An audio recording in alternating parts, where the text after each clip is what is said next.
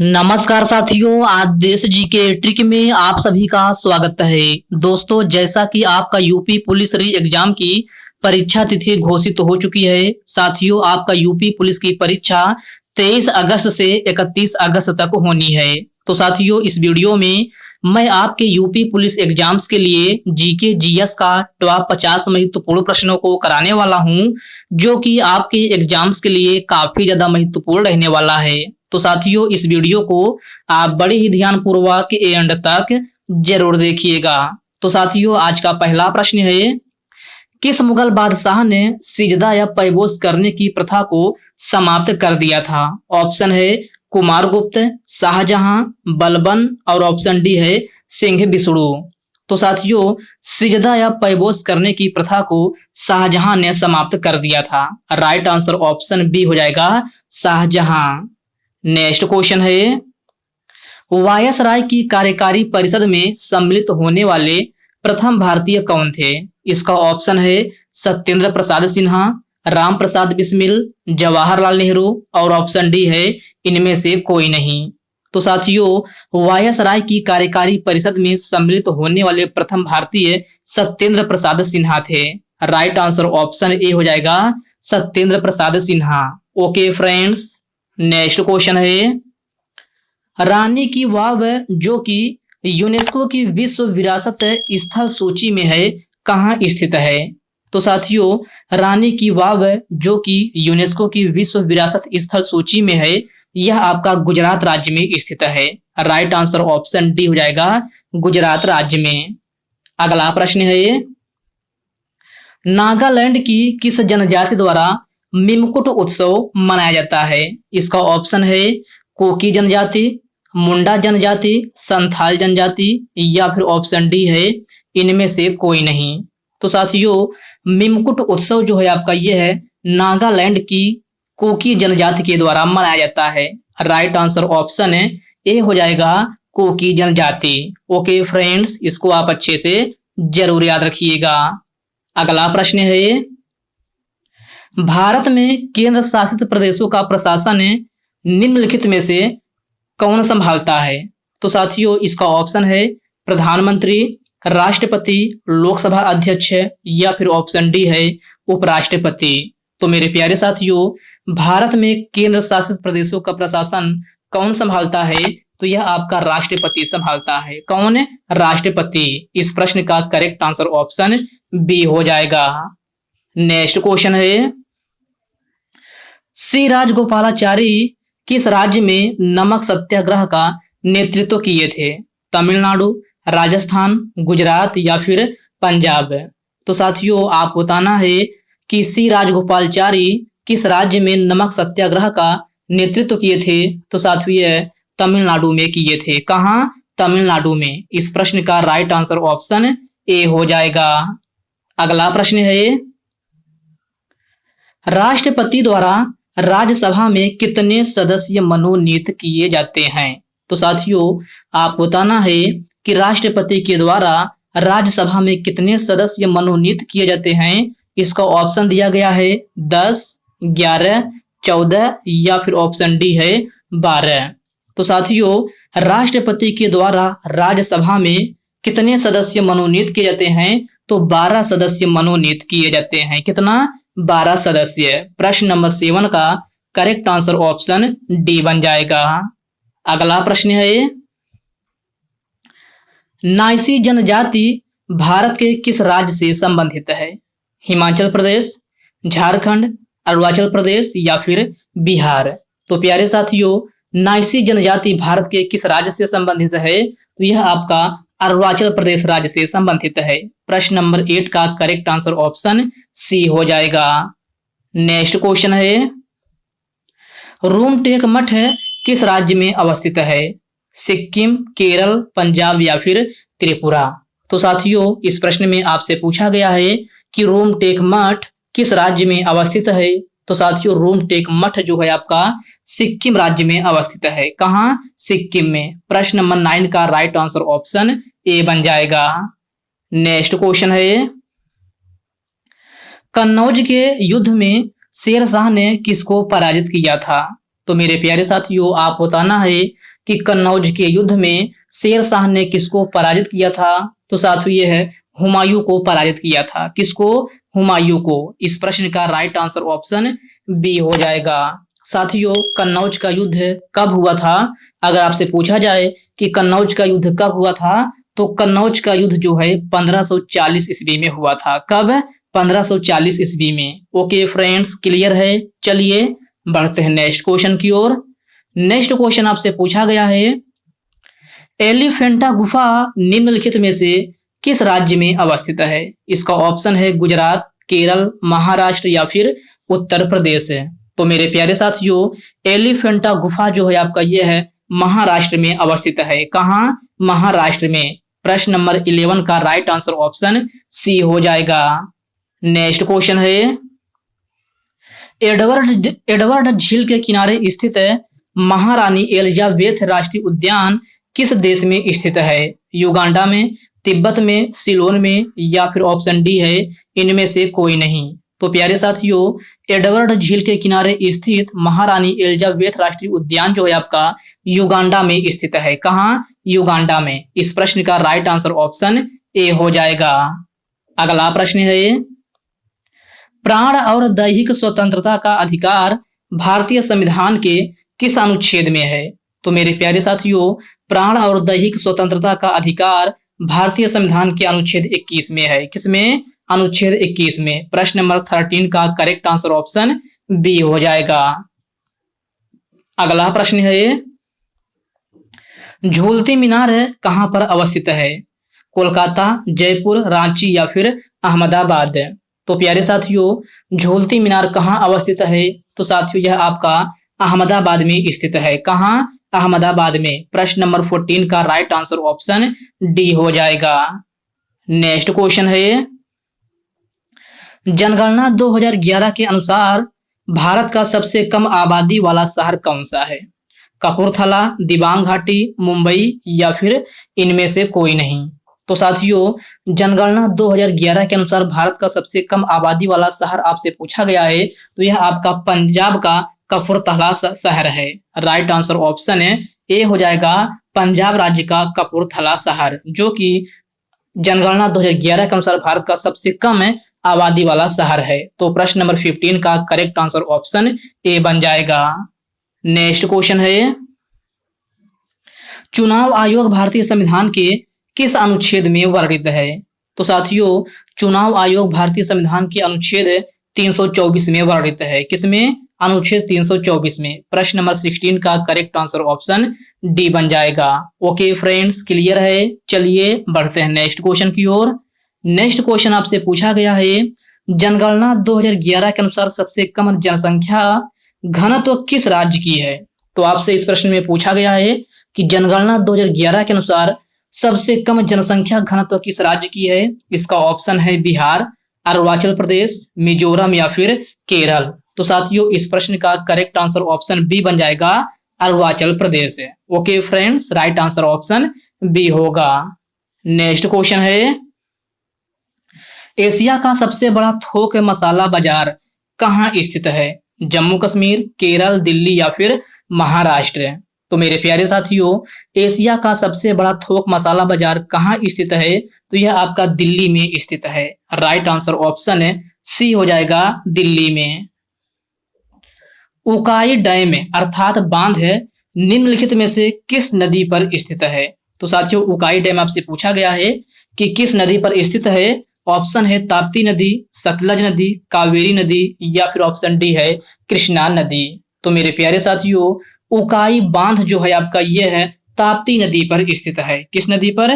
ताप्ती नदी पर। प्रश्न नंबर 19 का राइट आंसर ऑप्शन ए हो जाएगा। नेक्स्ट क्वेश्चन है, कुमाऊं हिमालय किन दो नदियों के बीच स्थित है? तो प्यारे साथियों कुमाऊं हिमालय जो है आपका ये है सतलज और काली नदी के बीच में स्थित है। राइट आंसर ऑप्शन है बी हो जाएगा, सतलज और काली नदी। ओके फ्रेंड्स, इसको आप अच्छे से जरूर याद रखिएगा।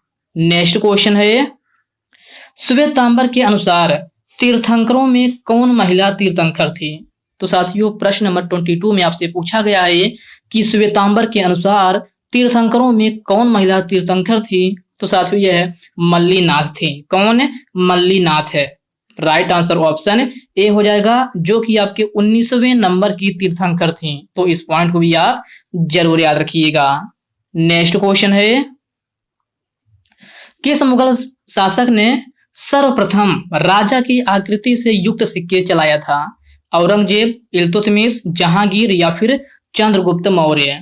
तो साथियों किस मुगल शासक ने सर्वप्रथम राजा की आकृति से युक्त सिक्के चलाया था? तो साथियों इस प्रश्न का सही आंसर ऑप्शन है सी हो जाएगा, जहांगीर। ओके फ्रेंड्स, इसको आप अच्छे से जरूर ध्यान में रखना। नेक्स्ट क्वेश्चन है, पानीपत का प्रथम युद्ध कब हुआ था? तो सभी साथी बताएंगे कि पानीपत का प्रथम युद्ध कब हुआ था। इसका ऑप्शन है 1528 में, 1526 में, 1527 या फिर 1556। तो मेरे प्यारे साथियों पानीपत का प्रथम युद्ध जो है आपका यह है 1526 ईस्वी में हुआ था। कब? 1526 ईस्वी में। प्रश्न नंबर 25 का करेक्ट आंसर ऑप्शन बी हो जाएगा। साथियों अगर आपसे डेट पूछा जाए कि किस डेट को हुआ था, तो 21 अप्रैल। कब? 21 अप्रैल 1526 ईस्वी में पानीपत का प्रथम युद्ध हुआ था। तो सभी साथी इसका आंसर अच्छे से जरूर याद रखेंगे विथ डेट के साथ है। नेक्स्ट क्वेश्चन है, प्रसिद्ध ठुमरी गायिका गिरिजा देवी का जन्म किस शहर में हुआ था? मथुरा में, आगरा में, लखनऊ में या फिर वाराणसी में? तो साथियों प्रसिद्ध ठुमरी गायिका गिरिजा देवी का जन्म वाराणसी में हुआ था। राइट आंसर ऑप्शन है डी हो जाएगा, वाराणसी में। ओके फ्रेंड्स, इसको आप अच्छे से जरूर याद रखना। नेक्स्ट क्वेश्चन है, किस संगीतकार को ग्रैमी अवार्ड से सम्मानित किया गया है? तो साथियों ग्रैमी अवार्ड से AR रहमान को सम्मानित किया गया है। राइट आंसर ऑप्शन ए हो जाएगा, AR रहमान ने। दिल्ली के 8 सुल्तानों का शासनकाल किसने देखा था? अकबर, अमीर खुसरो, शिवाजी या फिर अबुल फजल?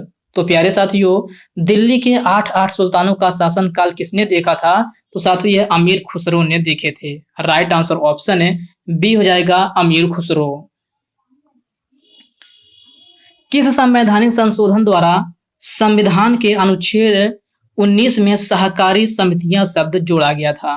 तो साथियों इस प्रश्न का राइट आंसर ऑप्शन है ए हो जाएगा, 57वां संविधान संशोधन 2011। आपसे क्वेश्चन पूछा गया है कि किस संवैधानिक संशोधन द्वारा संविधान के अनुच्छेद 19 में सहकारी समितियां शब्द जोड़ा गया था? तो राइट आंसर ऑप्शन ए हो जाएगा, 57वां संविधान संशोधन 2011। ओके फ्रेंड्स, क्लियर है? चलिए बढ़ते हैं नेक्स्ट क्वेश्चन की ओर। नेक्स्ट क्वेश्चन आपसे पूछा गया है, सोनल मान सिंह का संबंध निम्नलिखित में से किस नृत्य शैली से है? कथक, मणिपुरी, कथकली या फिर ओडिसी?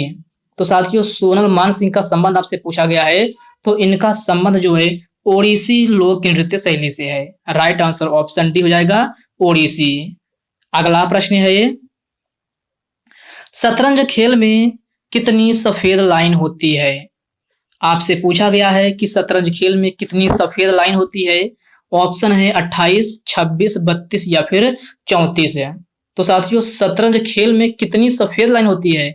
तो 32 सफेद लाइन होती है। कितना? 32। राइट आंसर ऑप्शन सी हो जाएगा। निम्नलिखित में से सबसे कम जनसंख्या वाला राज्य कौन सा है? वेरी इजी क्वेश्चन है। सबसे कम जनसंख्या वाला राज्य कौन सा है? सिक्किम है, उत्तर प्रदेश है, केरल है या फिर बिहार है? कौन सा है? तो सिक्किम है। राइट आंसर ऑप्शन ए हो जाएगा, सिक्किम। सबसे ज्यादा पूछा जाए तो यूपी है, ये तो सभी को पता ही होगा। नेक्स्ट क्वेश्चन है, पानीपत का तृतीय युद्ध कब हुआ था? तो साथियों पानीपत का तृतीय युद्ध कब हुआ था? 1526 में, 1556, 1761 या फिर 1528 में? तो साथियों पानीपत का तृतीय युद्ध आपसे पूछा गया है कि कब हुआ था। तो यह साथियों आपका 1761 ईस्वी में हुआ था। राइट आंसर ऑप्शन है सी हो जाएगा, 1761 ईस्वी में। डेट पूछा जाए तो किस डेट को हुआ था? तो 14 जनवरी। कब? 14 जनवरी 1761 ईस्वी में पानीपत का तृतीय युद्ध हुआ था, जो कि अहमद शाह अब्दाली और मराठाओं के बीच में हुआ था। ओके फ्रेंड्स, इन पॉइंट को आप अच्छे से जरूर याद रखिएगा। अगला प्रश्न है, the race of my life है निम्नलिखित में से किसकी आत्मकथा है? सचिन तेंदुलकर, मिल्खा सिंह, अबुल फजल या फिर ऑप्शन डी है इनमें से कोई नहीं। तो साथियों the race of my life है मिल्खा सिंह की आत्मकथा है। किसकी? मिल्खा सिंह की। प्रश्न नंबर 34 का करेक्ट आंसर ऑप्शन बी बन जाएगा। अगला प्रश्न है पेमेंट विजन 2025 किसने लॉन्च किया है? यह आपका करंट का क्वेश्चन है कि पेमेंट विजन 2025 किसने लॉन्च किया है? आरबीआई, एसबीआई, पीएनबी या फिर एचडीएफसी। तो साथियों पेमेंट विजन 2025 जो है आपका आरबीआई के द्वारा लॉन्च किया गया है। राइट आंसर ऑप्शन है ए हो जाएगा आरबीआई अर्थात reserve bank of India. Next question है भारतीय संविधान का अनुच्छेद 40 है किस से संबंधित है? तो साथियों इसका ऑप्शन है सामान्य नागरिक संहिता, छुआछूत उन्मूलन, स्वतंत्रता का अधिकार या फिर पंचायती राज व्यवस्था।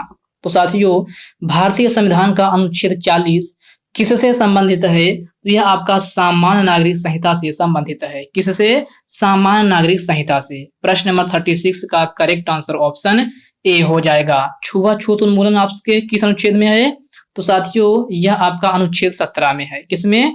अनुच्छेद 17 में। स्वतंत्रता का अधिकार अनुच्छेद 19 में है। पंचायती राज व्यवस्था आपका अनुच्छेद 243 में है। ओके फ्रेंड्स, नेक्स्ट क्वेश्चन है मानव शरीर की सबसे छोटी इकाई कौन सी है?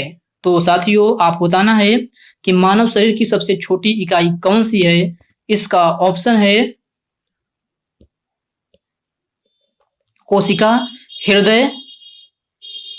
साथियों क्वेश्चन जो है आपका पिछला क्वेश्चन क्या पूछा गया था? भारतीय संविधान का अनुच्छेद 40 किससे संबंधित है? सॉरी फ्रेंड्स क्वेश्चन में थोड़ा जल्दबाजी मिस्टेक हो गया है। इस क्वेश्चन में आपसे पूछा गया है भारतीय संविधान का अनुच्छेद 40 किससे संबंधित है। इसको मैं आपको 44 समझ लिया था जो कि मैंने आपको इसका आंसर सामान्य नागरिक संहिता बताया है। ये थोड़ा साथियों माफ करिएगा, ये क्वेश्चन आपका मिस्टेक हुआ है। भारतीय संविधान का अनुच्छेद 40 किससे संबंधित है यह क्वेश्चन आपसे पूछा गया है। तो इसका करेक्ट आंसर ऑप्शन डी होना चाहिए पंचायती राज व्यवस्था से। तो अनुच्छेद 40 का संबंध किससे है? पंचायती राज व्यवस्था से है। प्रश्न नंबर 36 का करेक्ट आंसर ऑप्शन डी हो जाएगा। साथियों सामान्य नागरिक संहिता किसमें है? तो यह आपका अनुच्छेद 44 में है। किसमें? अनुच्छेद 44 में। आप लोग ध्यान से याद रखिएगा इसको। अगर आपका अनुच्छेद 40 पूछा जाए तो यह आपका पंचायती राज व्यवस्था से संबंधित है और अनुच्छेद 44 का संबंध जो आपका सामान्य नागरिक संहिता से है और आपका अनुच्छेद 17 छुआछूत से है।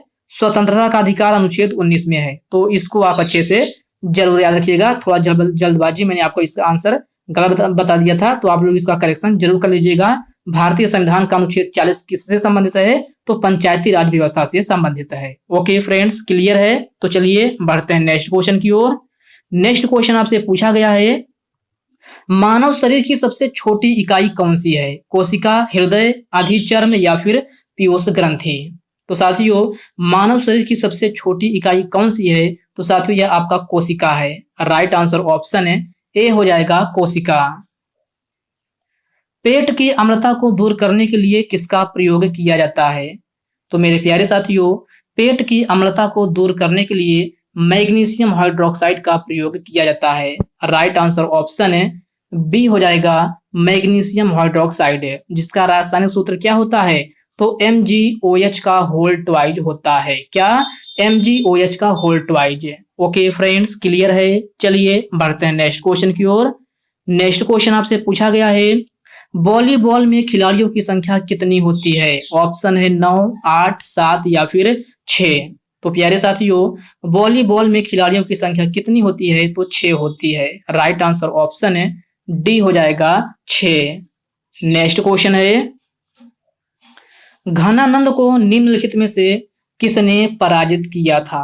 तो सभी साथी बताएंगे कि घनानंद को निम्नलिखित में से किसने पराजित किया था? ऑप्शन है कुमारगुप्त, हर्षवर्धन, चंद्रगुप्त मौर्य और ऑप्शन डी है बाबर। तो साथियों इस प्रश्न का करेक्ट आंसर ऑप्शन सी हो जाएगा Chandragupta Maurya. Right answer option C हो जाएगा। अगला प्रश्न है प्लेइंग इट माई वे नामक पुस्तक के लेखक या लेखिका कौन है? तो साथियों आप बताना है कि प्लेइंग इट माई वे नामक पुस्तक के लेखक या लेखिका कौन है। इसका ऑप्शन है मिल्खा सिंह, सचिन तेंदुलकर, दलाई लामा या फिर युवराज सिंह है। तो साथियों प्लेइंग इट माई वे के आत्मकथा के लेखक सचिन तेंदुलकर हैं। राइट आंसर ऑप्शन बी हो जाएगा। अगला प्रश्न है साथियों, अगला प्रश्न तो है ही नहीं इस वीडियो में, बस 42 ही क्वेश्चन थे। तो साथियों इस वीडियो मैंने आपको पूरा 42 क्वेश्चन करा दिया है। तो साथियों यह वीडियो आप कैसे लगी आप कमेंट बॉक्स में कमेंट करके अपना फीडबैक जरूर दीजिएगा। और साथियों यह वीडियो आपके लिए थोड़ा हेल्पफुल लगा हो तो इस वीडियो को लाइक कर दीजिए, अपने साथियों के साथ शेयर कीजिए। फ्रेंड्स अभी तक आप चैनल को सब्सक्राइब नहीं किए हैं तो प्लीज आपसे रिक्वेस्ट है आप जो है चैनल को सब्सक्राइब करके बेल आइकन को जरूर से जरूर प्रेस कर लीजिएगा। तो चलिए साथियों इसी के साथ हम मिलते हैं किसी नेक्स्ट वीडियो में, तब तक के लिए जय हिंद दोस्तों।